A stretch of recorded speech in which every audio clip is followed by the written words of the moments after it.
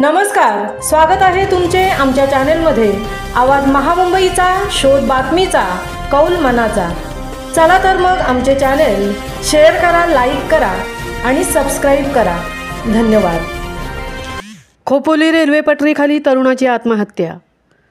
Khopoli railway पटरीखाली Saibaba नगर येथील सुनील नडवीरमणी वय 32 वर्षीय तरुणाने आत्महत्या केल्याची घटना दिनांक 7 एप्रिल रोजी रात्री 11:30 सुमारास घडली।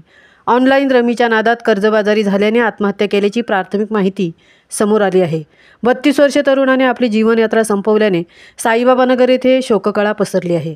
मिळालेल्या माहितीनुसार खोपोली शहरामधील साईबाबा नगर येथील 32 वर्षीय सुनील नडवीरमणी गुण्यागोविंदाने राहत असताना 7 एप्रिल रोजी या कुटुंबावर काळाने घाला केला असता कुटुंबातील प्रमुख सुनील नडवीरमणी यांनी खोपोली ट्रेनखाली आपली जीवनयात्रा संपल्याने सर्वकडे हळहळ व्यक्त होत आहे।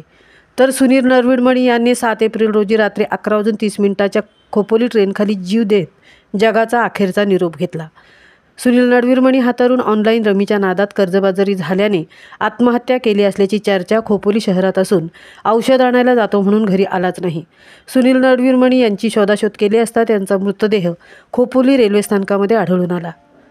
आवाज महामुंबईचा चॅनेलसाठी जगदीश भोईरसह तृप्ती भोईर, खोपोली।